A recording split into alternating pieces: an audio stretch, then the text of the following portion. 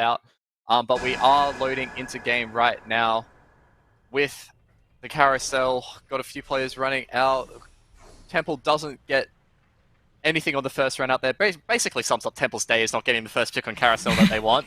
Yeah. As we are on board with Huey, who's picked up the Karma, a very popular pick with the glove. Obviously, dual gauntlet, a popular item on Karma if you can hit that. IE as well if they get the Jeweled Lotus. So still, you know, these Karma starts have been quite popular so far this week and very highly contested on carousel. Yeah, Karma still like being the best AP holder in the early game. Everybody wants that Karma. Glove just needs a rod, make a JG, do a lot of damage, win streak. Yeah. Does pick up the Diana here as well. Has Karma Pair now for Huey. I would be very interested to see how Huey navigates this because Huey has like found a lot of success this weekend on the Dark Flight board. Does Huey default to something like that in these later games, or is still up to playing flexibly? I mean, so far, I don't think we've seen that many Dark Flight players other than Huey, so he might just stick with it. And looking at his item start, he started with Glove, right? So those are good items starts for Rengar, so. Guess we'll have to wait and see what this kind of pans out for Huey. Does pick up a Relon shop here, so that could be a potential option. Also has the Sejuani for a little bit of Cavalier strength. Does pick up the Lux though instead, so could be looking for the Astral Econ start.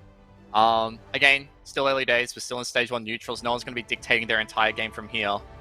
We'll have to wait and see. We have got word that the Mirage this game is back to Dawnbringer, and we have seen Dawnbringer Mirage be quite contested. A lot of 6 Dawnbringer Mirage boards with Stage at the double heal. Has been very popular option so far today, so probably expect a couple of those in this lobby as well.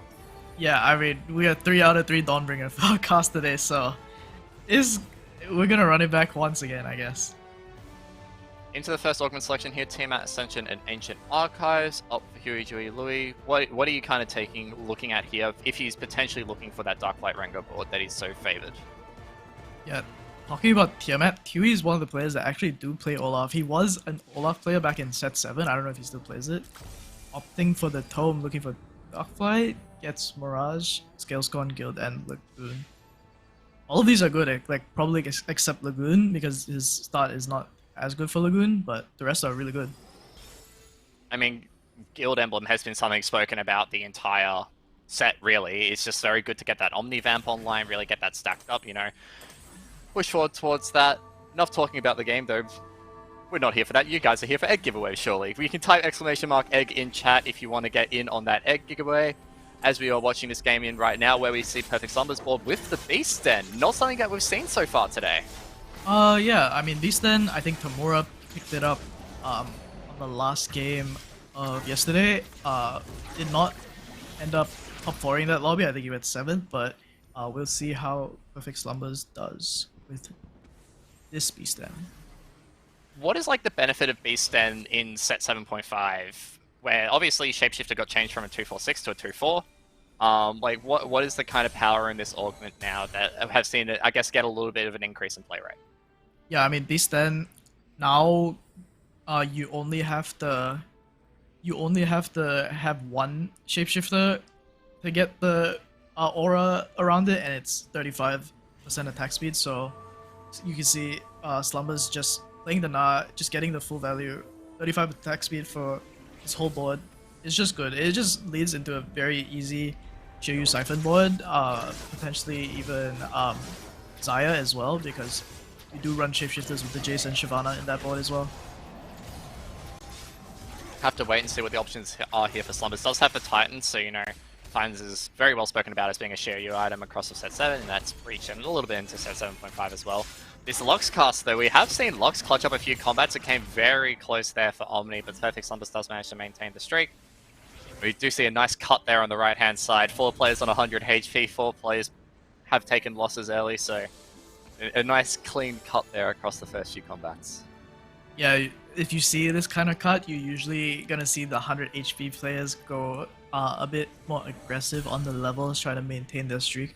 If you do look at the augments, we do not have any econ augments for gold. Everybody did end up choosing a board strength augment. So this is gonna be a very strong lobby in terms of like early game board strength, and not so much of late game full dragons, basically. I mean, we're on board with one of them right now. Percy Jackson picking up the much beloved preparation too. Very popular augment choice, and I do want to harken a little bit to that point about board strength and econ and playing aggressively, because the OCE meta is all about that aggressive style of play. We don't really like holding on to our gold. We like pushing levels. We might pressing D to roll for those units. It's a little bit different to what you might see across other regions. Yeah, I mean, OC is a bit similar to China in the fact that everybody, in terms of like high elo, everybody likes to go really aggressive. They don't like to hold their gold. They usually push the tempo of the lobby a little bit earlier. So that's maybe to our advantage in like the international stage. There you go. OC number 1. We keep progressing it here. Oh gosh, this is why you need to keep an eye on these guys. And you can see that kind of aggressive style of play come out here with how Temple and Perfect Slumbers have leveled into Carousel here, both entering Carousel at level 5. Temple pushed it ahead of that combat to get to the level 5 for 2-3. Obviously maintain that win streak. We move on board with Aaron now. As you can see down there in the shop, it's Evoker Nomsy this game. And the Nomsy talk has been a little bit interesting because we have seen Nomsy do well with the mage, but it's been more popular with the Evoker, and I wonder if that's just a case of the fact people are just playing Nomsy because the Evoker's just been the one served up all across this weekend. Yeah, I mean, Nomsy, like Evoker Nomsy, if you guys saw Kade's game, last game, he managed to hit the Nomsy 3. It was doing so well, but like, he did not hit the Nomsy 3 early enough with Pandora's Bench, so that really costed him a bunch of HP. Looking like Aaron has a very good Lagoon setup. Does have Ludens, does have Azrael too, does have Morello. So looking like Aaron is going to be playing Lagoons. And again, once the AP kind of meta shift that we are seeing right now, the Ezreal has been a really nice item order here. Can't get the win off there, but he's started to stack up the Lagoon Seashell there. We have seen the Fabled 600 once today, getting that Tactician's Crown in for tomorrow in game 1. Will we see it again? Having it starting stacking at 2-5, maybe not, but maybe at 5, know. not really. But maybe if this Ezreal had a Lagoon spat. We are moving along to Temple's board over here, who picked up the Jade Heart early on, has the 2-star Gnar, 2-star Jax, and an Olaf as well, starting to stack that up. Will that be an Olaf played all the way through? Maybe, we'll see. But this is a very strong early game board from a player that has struggled today.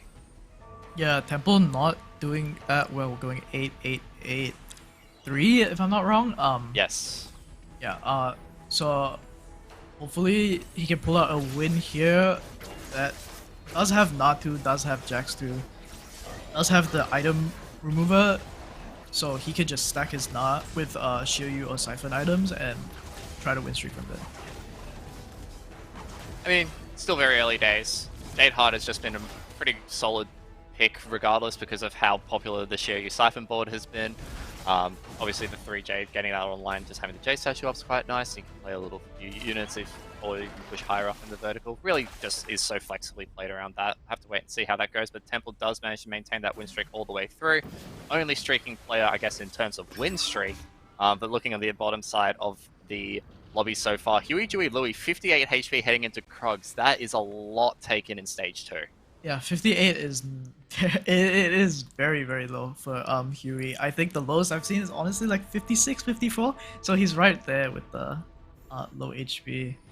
Wonder to see what he does with this.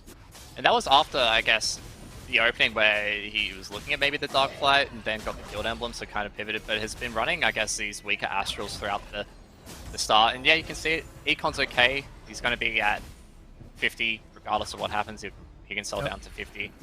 But playing from this low HP maybe gets bailed out by something like a Tiny Tons or a Metabolic or an early Soraka, but we'll have to wait and see. Yeah, knowing Huey and knowing Darkflight players, you know, whenever you see a spat, you already know that's Darkflight essence, so maybe that is the route that Huey goes here instead of playing like something like Xayah or Deja.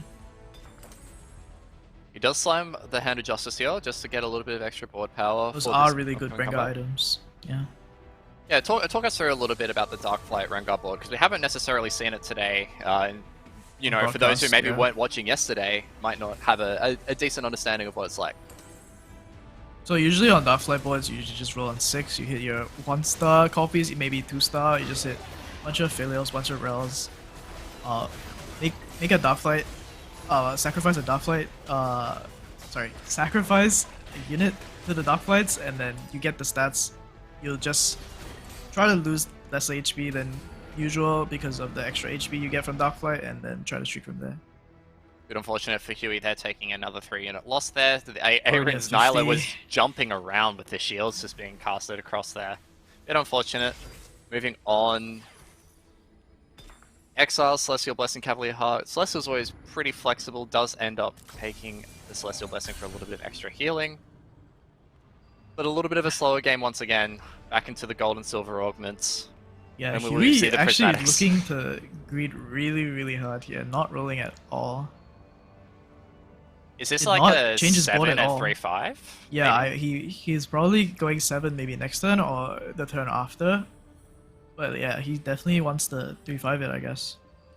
That's one board we'll have to keep an eye on across the rest of this game, but we will be moving forward on to Colourful, who picked up the Thrill. Very, just nice having that a little bit of extra healing. He's playing an Astral's board. Yeah, I mean, very decent upgrades. Vlad 2, Skarner 2, Lux 2, 5 Astral, getting the Astral Econ. Going for what looks like a Zaya game. Yeah, I mean, Yeah. it's still pretty flexible regardless, and the 8 Astral loot table is still quite nice. Because the Astral loot table, for those who are unaware, scales off the star levels of the Astral units being played. So 8 star levels across the board means he's going to get some decent orbs, especially if he can maybe get that up to 10. That's when it starts getting really nice at the 5 Astral as well. So this is a nice little bit of, I guess, econ farming here for Colourful, while also maintaining a relatively strong combat board, as shown by the fact they are win streaking. Yeah, getting more upgrades here. It's just probably just going up at this point. Once he hits that Varus 2, he's gonna be really strong. Soul looking to play another AP game. He's been playing dragons around, playing around dragons and AP this whole tourney, if I'm not wrong. So I think it is right up his alley. Yeah, if we're having a look at, Soul's games from yesterday, is the biggest one that we can look back to is 2 Dragons games, 2 Cab Danger games, Som game. Manages to scrape through with the Alshin Dragons board to make it through as 16th seed heading into today. So yeah, has favoured a little bit of the higher Econ Dragons play, as well as maybe the AP boards as well. And the Archangel Staff is very much a quintessential major item. Yeah, I mean, once again, the Mirage is Dawnbringer, so Archangel's being a really good item for Asia right there. Are getting word that the Shimmer Scale item this game is the big gem. Needlessly big, one might say. So how does that kind of dictate how some of these boards kind of play out? Yeah, I mean, Gem is actually really good in terms of when it's Dawnbringer, because everybody just... the Deja players basically want to stall, right? So if you stall, you can unlock the big gem, you can get the extra money, get the extra damage boost, and try to clear the board from there. I have to see who's playing around that Shimmer Scale from here on out, as we are looking at Huey Dewey Louie, who has pushed level 7 to 3-5 as we look, and the big roll down is coming. Buying yeah, Darkflight it units, is. yep. It is the Darkflight board that we had brought up earlier. Has found the Swain. And he Finds find a Rengar though. Yes, he's got one, but he probably wants a 2-star Rengar before this round starts. He has 6 Starflight already. This is good. Oh, not a bad level up onto the rail there, That's getting a little bit of power. Is that enough from there? Gets the emblem on as well to share that Darkflight essence around. So an okay transition from Huey. One more turn will probably do it. Is it strong enough to beat this 100 streaked board from Temple though? Jade Heart, the early Jax 2, the early Gnar 2 is very, still a very strong board. But this Rengar is just jumping around in the backline, does manage to take down this Nidalee. Onto the Olaf now, jumps right onto that Karma, that's an 1800 damage crit. And this Rengar, with the Darkflight Essence and just the rest of the stacked items with the IE and Hand of Justice, is carving out quite a bit of damage. And this front line with the Swain is unkillable with Bramble Vest. Yeah, Huey's super comfortable from this spot. He's played this multiple times. Oh, he doesn't really even need Rengar 2 right now. Oh, there's another Rengar, I guess. Yeah, He's look, gonna search for it though. it took him a bit of gold to get there, and then he finally hit it, and now they're starting to come through. Hope I haven't jinxed him now with me saying that. He's rolling down below interest. Does sell back up to 18. Will he sell the roll for the 20 gold here, or just gonna sack it heading into neutrals? I feel like holding extra rails is okay because, you know, Darkflight units, extra Darkflight essence, so it's still good. Moving on to Aaron, who put in the Lagoon at 2-5, not mistaken. 67 stacks on that Seashell now. Got the Kaiser with blue buff, so that's going to be casting quite a lot to get those stacks back up. I see it pop there. Gets the orb out, gets the Zyra off that. 2 gold, could be a playable unit. The Nyla does just get hunted down by this backline of Ezreal and Varus from Percy Jackson, and Aaron does take a loss there down to 66 HP. But still stacking up this Seashell, a little bit behind tempo, maybe 81 at the end of stage 3 isn't necessarily the greatest, but can still maybe get some upgrades down the line. Usually you want like 50 per stage is the average, I believe, so 80 is just below average. Also carrying a Kaiser 1. But it is a very interesting lobby when we're looking at that. Aaron took the 66 HP and dropped very low, and now is third in the lobby. We're seeing a lot of players clustered in that 55 to 65 HP range. Temple's streak broken just before neutrals. Huey's still quite low health. But this is a very, very tightly packed lobby. Nobody's streaking into stage 4, so it's definitely going to be a very hectic stage 4, I think, because it's going to be a lot of... They're going to send all their gold at like 4-2, 4-1. Decent items by Aaron here. Only really looking for one song to be stable. We are seeing a few level ups come through there. Omni, Slumbers, and Soul push through to level 7. Colourful picked up that Varus 2, so that's up to 10 astral value. Huey Dewey Louie picks up the Rengar 2, so we are seeing a few players send it at 4-1 here just to get a couple of earlier upgrades, but I do agree with you. I think this 4-2 Augment choice could very much dictate the game. Aaron's board right now has the double Ludens. Prismatic triple Ludens maybe, just for the meme. It's not even a meme, it's so strong actually. This Ludens is very underrated, especially in mages. I mean, with the Lagoon as well, like, the Sohm is going to be proccing that a lot. But, you know, it's just one of those things that, yeah, the Ludens now scales, and I know that's still a relatively old thing for some, but it's still worth noting that it is an augment that will scale all the way through to stage 5, and when you have a lot of casts coming out with the Lagoon, with the mages, that damage is going to ramp up very, very quickly without any magic resist. Yeah, I mean, the double Talia actually won the round. I mean, this board is not very upgraded at all and managed to kill a Shiyu with like 2 items and a Siphon. Yeah, that was a Soy Siphon board. Yeah. Like again, I think we go back to game 1 where mages destroyed the lobby. Like Yush went third because he couldn't get through the mages playing a Soy Siphon. So this is the reason why mages are good in the meta. Cybernetic Uplink is quite tempting here for Aaron, getting that little bit of extra mana generation, catch up on those Lagoon stacks maybe? Yeah, also catching up on even more Luden stacks. That's and the Sohm. Aaron looking very, very happy right now, getting the Sohm. Also the component grab bag, but honestly, not half bad components for the backline here. The only concern from here out for Aaron is what do the frontline items look like? Is that maybe a ZZ Rot slammed on the front line onto the Silas? Yeah, for sure. You want infinite ZZ Rots in this comp.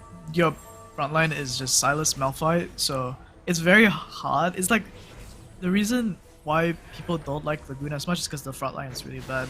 So you definitely need as many ZZ Rots as possible. The frontline is less flexible because sometimes you can't run those big tanky frontline units like Idus, like Hera. So you definitely want to substitute your frontline with ZZ Rots. Omni 1 second away from catching out that needlessly large gem, doesn't do so. Omni did send it into that combat as well, 4-2, level 8, no gold. So yeah, that aggressive playstyle really coming through in Game 5 here today at the regional finals. Have to wait and see what happens with Aaron's board, whether they can get the Sohm 2 as at level 8 themselves, and did send it to get that. Moving over to Colourful, again, another player, very low on gold in these stage 4 combats. Yeah, looking like Colourful did hit the Xayah, looking for a few more upgrades. Has Hecarim pair, has Rakan pair. Holding extra Xayahs, I think maybe there's probably another Xayah player that he wants to deny. But so far, so good. And now it's just waiting on that faithful Shyvana, I guess, to really start pivoting this board into that Guildsire board that has been so popular across Uncharted Realms in set 7.5. This Nyla hasn't been able to lock on to Desire, and the Rend from the Feathers Fly does manage to execute it, but now it's a matter of getting on top of this song. The Feathers aren't quite flying behind the Lagoon Dragon yet. The pullback is big there to get a bit of a heal off from the Thrill, but it's not enough. The 2-unit loss, though, did look better than the potential 5-unit loss that Rend didn't go through. Yeah, Zaya clustered up there. I mean, Aaron's board, Colorful's board is still, like, he's still running Astro. He's still running the extra, like, mages. He's just trying to get out of it as soon as possible. So, losing there is fine. At least he didn't take a 5-unit loss. Yeah. Looking over the HP totals while we're at the stage 4 carousel, Soul sitting on 14 HP, very dire position for them. Needed luck to go their way, plus really good results in this game to even have a hope of making day 3. I think running into this lobby with just 9 points, and it's looking very dire with only 14 HP in a dream. But I do want to point out, Huey Dewey Louie, 32 HP, is bringing it back with this Darkflight board, has managed to hit 7 Rengars now, so 2 away. Yeah, I mean, he's super comfortable with his board, so I don't doubt that he's just chilling in his seat right now. Is there potential to play the Soraka a little bit later on to maybe regain a little bit of this HP, or is he not going to pick it up now and maintain the Econ instead? I think he would just maintain Econ right now, because he's still Swain 1, still a few off Rengar. If he can manage to get them, it's good. Soraka's like unneeded, he's still streaking. Everybody still looks like their boards aren't really prepared, and that's the power of Darkflight, right? You spike earlier than the rest, you streak the early stages of stage 4, and then that's how you build your advantage. The Rengar did get CC'd there, so didn't get the most out of it, but this Swain is so hard to kill. The Drain Tank Tyrant Swain with the Morellonomicon and Bramble Vest, plus the Darkflight Essence, and this Skarner with this TG roll isn't going to be able to carve through it. So while Percy Jackson looks very optimistic there with getting the Rengars down early, obviously wasn't enough to actually win the combat. Yeah, nice try, Lobster, nice try. We're moving over to Perfect Slumbers now, who we did point out the Beast Den earlier, has the Shiryu Siphon, but hasn't been able to, I guess, convert that. But guys, we do have another giveaway for you right now. Exclamation mark chest in chat if you want to get that. I feel like Perfect Slumbers needs a chest of some kind and some sort of luck to be able to bail out from this position. The Beast has 35% attack speed onto the Shiryu and Siphon. Remains to be seen whether that'll be enough to get over Omni's board here, because this is a very key fight for both players. Yeah, Omni having the Ao Shin but no items, so maybe Slumbers can win this fight. His items is on the Jace, so maybe the Jace is enough. I mean, the Jace is getting into the backline here. And has done a lot of damage. Like, it doesn't matter that the Lightning Rain didn't come out until the very end of combat there, and that is Perfect Slumbers out before Treasure Dragon in 8th, and that is a big hit after, you know, last game getting the Zoe 3 and only managing to come 2nd. Then now this game going 8th. It's slipping away a little bit. We have got a little bit of chaos into the game now with the Chaos Treasure Dragon. First items offered up to Omni. 3 full items, plus a little bit of gold and magnetic remover, and some frontline options potentially. That Treasure Dragon wasn't even that bad. Oh, this one's a bit better. What is Omni looking for? He's only got 3 gold left. He had 6 gold heading into this and didn't have a lot to roll around with. So he has taken the All Armory item with the Best Defiance and the Sunfire. Yeah. I did think that maybe that first option would be quite interesting because it was just 3 full items and a little bit of frontline pressure. But yeah, there were some good options there. Yeah. Yeah. Didn't have a lot to play around with. Aaron did manage to get ZZ Rod, Bramble, and a Stone Plate. Those are the items that you want to see when you're playing this comp. Finally gets it at Treasure Drag. This is what you want to see in Lagoon, basically. Yeah, and it's just a very, you know, got the Soam 2 now as well. Absolutely chilling from here, and is potentially in a spot to potentially push 9 as well, because he has the fully upgraded board, and once push 9, if you can get the Zoe in, that's really, really strong. Yeah, once you get the Zoe, once you get the Buds, your Lagoons will cast faster, your Zoes will cast more Daisies, more kill odds, and then some will just wreck shop. We're just about to see it here. Does it come out? No, yeah, I mean, Omni's dead. it was so strong. The rest of the board was so strong. I was just waiting for the Tide Blessing to come out, but no, it's just the rest of the board deletes the Nihilist jumping around. Omni goes out in 7th, and Aaron's board is looking very strong. I think only really matched by Huey's board so far at this point in the game. And Huey managing to stabilize, has been on that win streak for quite some time. He's stalling out in this combat right now, does manage to get the win over Colorful. It's a big win, and got the Eternal Winter onto a Swain as well. That is very big against some of these, you know, boards that are going to be attacking the Swain first, slowing down some of these combats, even just the cast of like things like the Sohm, or these Xayah boards like someone like Colorful is running. This Rengar board is slowly coming together. Yeah, I mean, he hasn't hit any upgrades recently. The only other upgrade was another Rengar, but he's still streaking, so this is how strong flights are. Also, another point to mention, Omni not having the best day today, even though went going first yesterday, so it's gonna be really close. I don't think he is able to make it to final lobby. We will have to see in the last game. I don't do math. That's just my general rule. Oh, I'm just guessing. I mean, neither. But like, it's an interesting point to bring up because this is the bottom, you know, bottom 8 lobby of day 2, and it's featuring the top 3 players from yesterday. Omni, Temple, and Huey. He looks so far ahead of the rest of the lobby. Have fallen short as we are watching Soul fighting for basically their tournament life here. Will the cast here from the Itis be enough? Because it can just stall out, and the Sunfire will just do enough damage on itself. Potentially do so. Needs to slap around a little bit, but no, does get the executed by the Rengar. God, this Rengar. The Hodge healing was probably just enough to mitigate the Sunfire damage, and that's Soul out in 6th, and I think that's Soul saying goodbye to any hopes day 2. Was only on 9 points ahead of this game. Puts in 12, day 3, yes, sorry. I'm loving today so much that I just want day 2 to repeat itself. You want day 1 to repeat itself so Angora can come back? Look, bro, you didn't need to cut that deep, okay? Come on. I'm sad too, man. He's my friend. Yeah. Sadly, Angora doesn't get to show their special stuff on the international stage once again. Hopefully we'll bounce back stronger for set 8, or who knows, maybe sneaks you on championship points. That's the wonderful joys of Oceanic Teamfight Tactics. But that's discussions for another day. Back on board with Huey. Still one off this Rengar. 3, waiting for that. And you can kind of see the power of this Eternal Winter. Yeah, this is against a Ghost. But it's the Sohm cast have been very much delayed by this Eternal Winter, and it's just in enough time that the Rengar can assassinate it. Yeah, the Eternal Winter is actually going to do really well into the Xayah players. I think Percy and who was it? Temple or Colorful that was playing it? Yeah, so it's going to be really hard for the Xayah players to do well in this lobby. Xayah has a bad matchup into Rengar. Into the stage 5 carousel, seeing full items here. See the Warmogs picked up by Colorful. Huey gets a Zeeks, which is very good for that Rengar board. Percy Jackson showing up that front line with a Z0 portal. Aaron goes very popular Zephyr, just very nice in these late game lobbies when you're tracking all of these opponents. Temple with a little bit more front line as well with the Redemption, so a decent spread of items there. On board with Percy Jackson. The preparation value really coming in though. Hasn't been able to really properly transition to the Xayah yet, still running that Varus too, but has the Shyvana and Xayah fully stacked preparation on bench? The Xayah's one off. Oh, they are all no, they're both prepped, if I'm not wrong. Yeah, he's they are trying prepped, to get them in, but like, yeah, I mean, hopefully he managed to pull this off.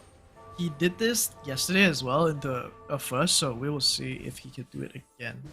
38 HP does give him a little bit to play around with. This Varus isn't going to fall off for the rest of stage... Like, you'll be able to get a couple of kills, right? It won't fall off for the rest of stage 5. So he's going to be able to heal up a little bit, so maybe sending it on 6-1? Yeah, he's definitely not dead, so he's definitely going for a 6-1. I think he's just praying that Colorful dies here, so he can manage to hit the Xayah, so... I mean, we were talking about maybe just saving HP. Well, there's no better way to save HP than just winning the round. The Varus with 2 Chains of Corruption casts, that was so clutch in taking down the Rengars. Colorful does manage to win, so those eyes are still out of the pool. Percy's still waiting for those eyes to drop, and we do see Aaron taking a loss, so very tight at the top there. Huey also taking a loss. This lobby is starting to shake up as we're approaching stage 6. Yeah, I mean, the prep Varus is just insane. Actually, the reason why Varus didn't get one shot is because of the Randuins, right? So, Rengar, if you guys didn't know, Rengar jumps on the lowest armor unit. So if Varus has more armor, the Rengars won't jump on it. So the Varus managed to get the Swift Shot procs on the Swain, on the Rengars, and managed to kill it and win the round. It's a PTA diff. Press the attack. Yeah, it is a PTA diff. It does have the PTA as the third organ selection there for Percy Jackson. Did true damage onto those swift shots on every few attacks. But we do move over to Huey, who has managed to find that 3-star Rengar, and boom, you can see the power of that. Colorful Zayas just get instantly taken down, and that is probably colorful done for this game. Very hard to come back from this position when you've got a 3-star Rengar jumping all across the board. The Ascension does kick in, so maybe a little bit of potential to Rakan. Disarm is nice, but this Rengar is just going to be able to carve it up once, if it even gets to overtime. It's not going to, and that is colorful done in this lobby. Huey has spiked massively with this Swain 2 and Rengar 3. Yeah, I mean, I said it again, Rengar is a really good matchup with the Xayah, so it is just expected that Rengar wins that matchup. I mean, when we're contesting with a lobby right now that has another Xayah player in Percy, and then 2 AP boards, like we're looking at a Sohm board for Aaron, this Rengar's going to be able to jump onto the backline and assassinate some of these key units, right? Yeah, I think Aaron has a good chance of beating it because all Aaron has to do is clump up. He got another Rengar from the drop. I was about to say I thought he didn't have Rengar 3, but Aaron does have the Z-Zeros, does have the Bramble, does have all the things he needs against Rengar and the Zephyr as well. So if Aaron can manage to get Zoe's and Bods in, I think there's a potential that Aaron wins this. I was seeing Aaron send it to 9 here. Percy did find the Xayah 2 while we were talking about Aaron's board. Huey sending it to 8 as well. Aaron still got 44 HP to play around with, won't probably send it too much in this combat. Is maybe looking to just find some more Zoes. Does roll the KL ult on this one, so it's going to be very nice for this combat. What kind of is the 9th unit as this board? Is it maybe a Soraka? Is it just the Jace for now? A Bard? Yeah, ideally it's like Bard because obviously you get the Bard all, you get the stasis, you get the damage boost, so it's probably just Bard for the most part. This Rengar is alive on 1 HP, and the Runan's proc manages to take out the Sohm. That's very unlucky there for Aaron, taking a loss there to Huey Dewey Louis' board. Temple also taking a loss to Percy Jackson. Yasuo pair in shop. Probably tempting to hold, but probably won't be something that he plays around with. Aaron didn't hit like the units that he wanted, right? It's not yet. So, but Huey is already capped pretty much. So, Aaron is just waiting to hit his Zoe and Bud. Yeah, we spoke about Sol being in a precarious position. Temple is also in one of those. 8-8-8-3, sitting on 9 points into this lobby. Needs a first out of this game to have any hopes of making day 3 with some luck. And is now within one round of just having his tournament dreams slip away, potentially World Stream slip away based on championship points. We do see the Assassin Emblem Xiaoyu jump onto the backline here, but in answer to that, the Rengar does manage to delete quite a few of the backline units here of Temples. The CC does come through onto this Rengar. This is very nice chain CC by the Yasuo. If the Yasuo can get an isolated one-on-one, if the Pantheon does put in a decent amount of work, but it's just not enough. Temple can't get the isolated one-on-one to maybe delete the Rengar, and that is Temple out in 4th, and that won't be enough for them to hit day 3. Yeah, no, Temple needed a first this game and a first next game to make it to day 3, so that's goodbye to Temple. Bit of a sad conclusion, because Temple did look very good yesterday, and then today just didn't click. 8-8-8 in the first 3 games. That's just very doomed from that. It's just one of those days, you know. Yeah. Anyways, we are looking at Percy Jackson. We did mention the Xayah pivot since Colorful had died. Decent Xayah items. Last Whispers, Runan's GS. You know, it's no Ginsus or anything in there, but does have the 6 Rage Ring, 5 Guilds. There's a lot of attack speed coming out from that regardless. A fair bit of AD and AP and various other stats that the guild buff grants you. However, is maybe lacking a second carry. This unitemized Shyvana 1 isn't going to be doing a hell of a lot, as you can see right now, to this backline. Versus, you know, something like the board that we are seeing from Huey here, where he has the double threat in the Rengar and the Swain, is lacking that for Percy Jackson right now. Yeah, I mean, he does need Shyvana items to maybe have a chance this fight. If he doesn't get that, yeah. Was hoping for maybe like a Morello or this lobby is looking pretty good for Huey. And what a position that Huey played it from, right? Basically open throughout stage 2. Yeah, he knew what he was doing. yeah, he just had the plan locked in mind. And this was something that we talked about earlier on, was Huey found so much success with these Darkflight Rengar boards yesterday. Got a third, 2/3 and a second. Goes into game 4 with at the bottom and gets a first to really catapult himself up to like near the cut. And if it gets a back-to-back first here, that is absolutely huge for their chances of making day 3 tomorrow. We move over to Aaron with the Sohm board. The one thing that we have mentioned could take down this Rengar. Zoe not rolling the Divine Invention might be a little bit tragic, but could eke out a second here if the cards fall right against Percy Jackson. Let's land the Zephyr on the Zaya. Does roll kill ults and Janna ults. Is it enough against Percy Jackson? I think it is. Like, the Type Blossom came through at the end there. It's just a matter of whether close. the second cost... Oh, it's really close. It's really close. The Divine Invention was really good there, because it kept the Zoe alive for like a few more auto attacks, nearly got the other cast off, and it kept a couple of low HP units alive. And I was very, very close on that, but yeah, just eked out at the end. And now, I guess, has the matchup against Huey, which is not going to be too fun for Aaron to face. Yeah, Aaron does have the full clump here. Does have to land Zephyr. Does have to pray that Zoe hits everything. Does have the Daisy for the first Zoe cast. Would love the Daisy into the Divine Invention KO ult, so have to wait and see. Does do the clumping up, protecting the Sohm. Wonder if he lands the Zephyr here. The Zephyr is lands not... on Rel? On the Rel. The Rengar's on the opposite side. But that doesn't matter, it depends what target jumps to, and that is just the backline instantly annihilated by this Rengar. And that's just the danger of this Rengar board, is it will tear through your backline if you have, you know, no defensive stats back there, and the Zoe not getting the Divine Intervention first probably is the deciding factor there. It's just one cast really making it, and that will be Aaron going out in third. There we go, that's the game done. Huey bringing it back with that Darkflight Rengar board, back-to-back first with it, and Huey finding a breath of life in the TFT Oceania